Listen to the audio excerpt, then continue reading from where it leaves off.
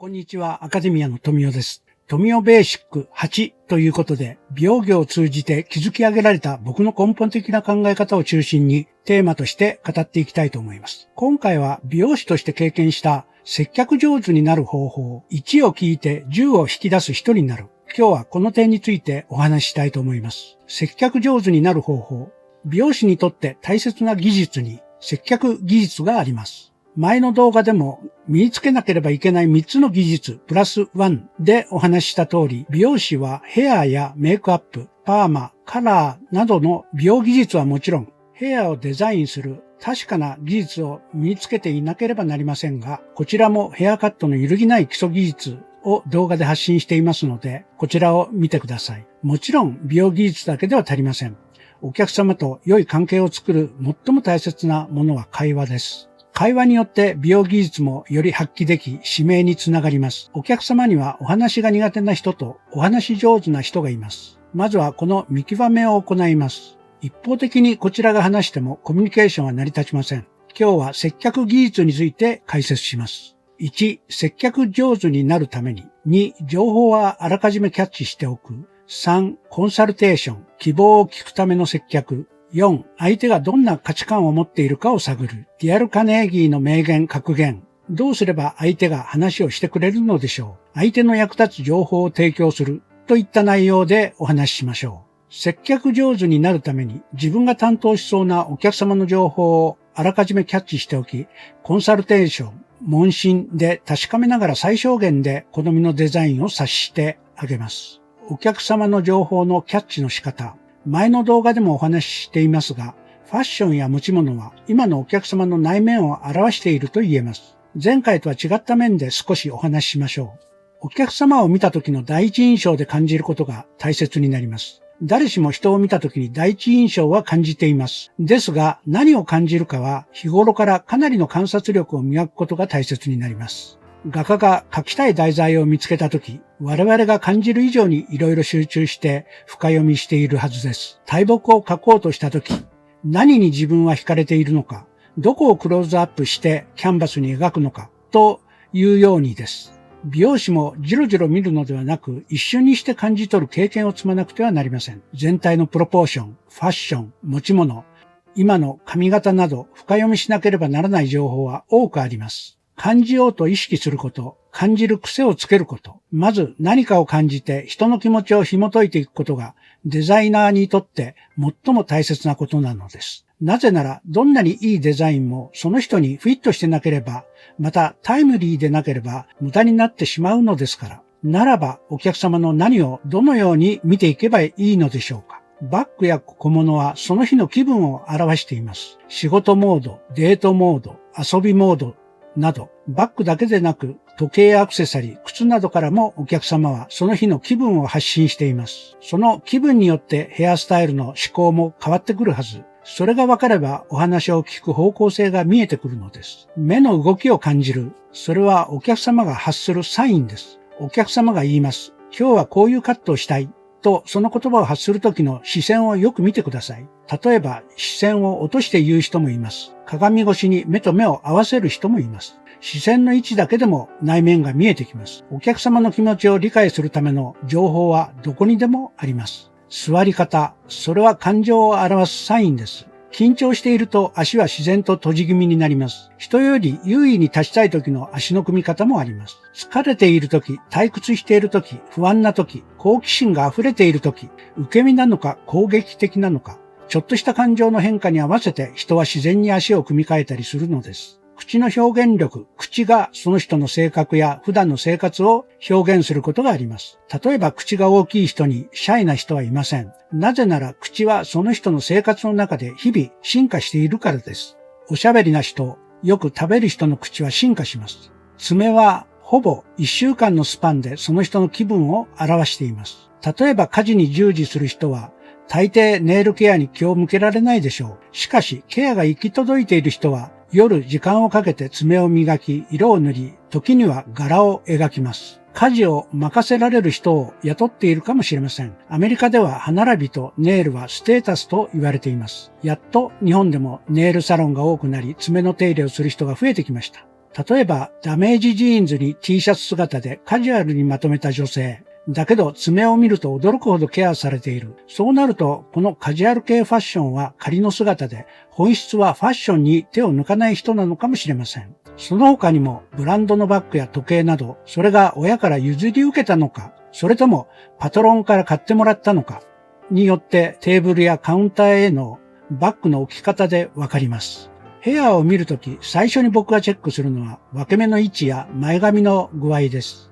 多くの人は美容室に来るときに嫌な前髪の流し方や分け目をつけている人はいないでしょう。このように一瞬で深読みしてお客様とのコンサルテーションは少なめで済ませます。美容室での初めの会話はお客様がどうしたいかを聞くことから始まります。ですからある程度お客様の情報や目的が分かっているわけですからお話の糸口は分かります。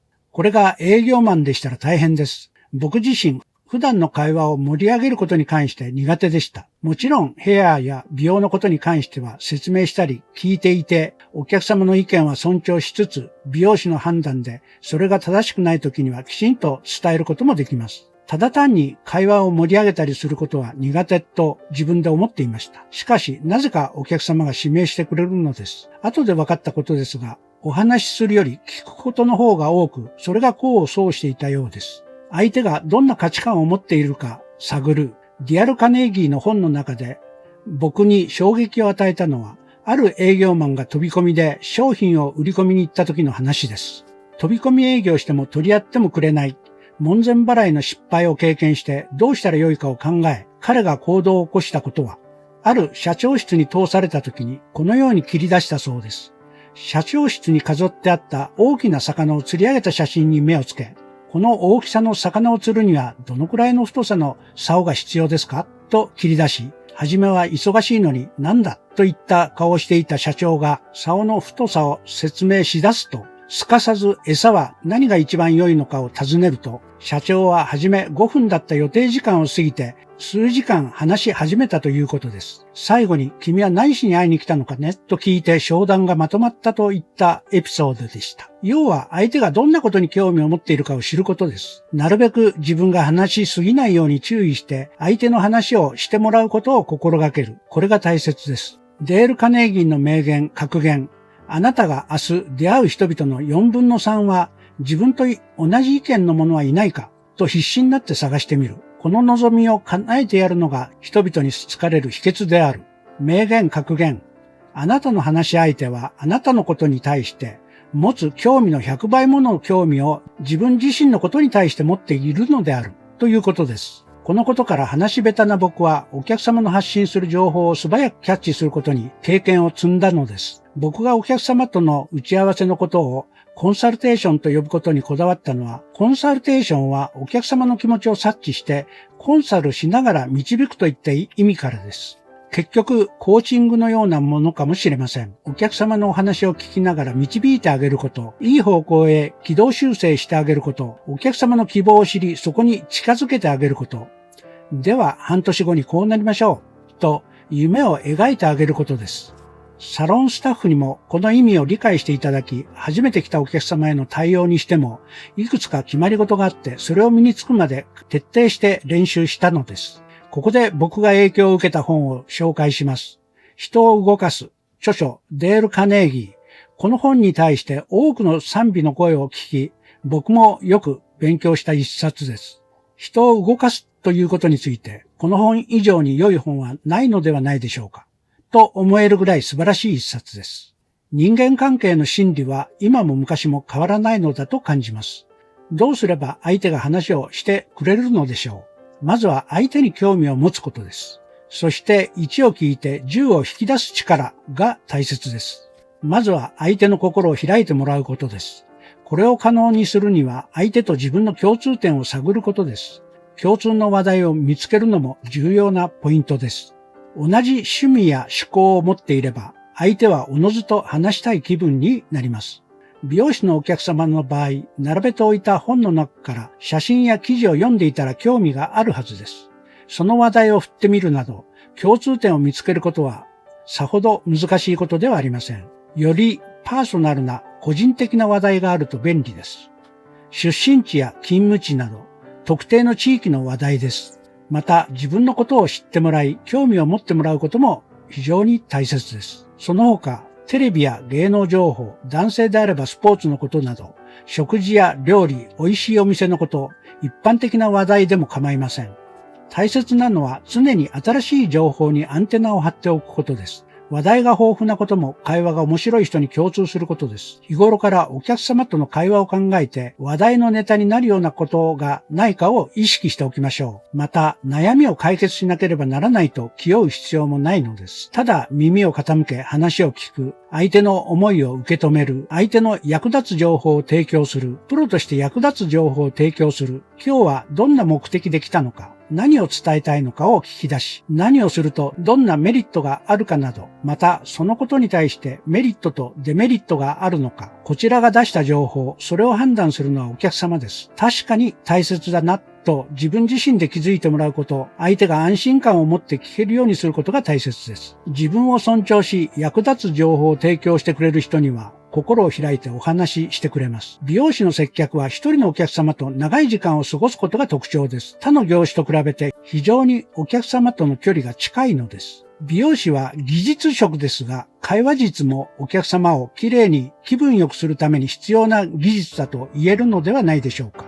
ヘアのコンサルテーションが終わったらガウンに着替えてもらい、シャンプー室にお通しするまでの会話などストーリーとしてイメージして接客します。もちろん長時間になるわけですから、お化粧室の場所など案内してリラックスしてシャンプーしていただくなどの配慮も大切です。これは絶対紹介しなければならないインフォメーションです。接客についてはまだまだ語り尽くせません。まとめとして美容室に限らず接客のポイントは相手の気持ちを察し、知りたいことを手短に説明し、気持ちよい関係を築くことです。特に美容室での接客は結局コーチングのようなものかもしれません。お客様のお話を聞きながらいい方向へ軌道修正してあげること、お客様の悩みや希望を知り、そこに近づけてあげること、では半年後にこうなりましょうと夢を描いてあげることなどです。事前に情報をキャッチし、1を聞いて10を引き出す人と言えます。今回は以上になります。ブログでも関連したことを書いておりますので、そちらも見ていただけたら嬉しいです。いいねボタンはモチベーションアップにつながります。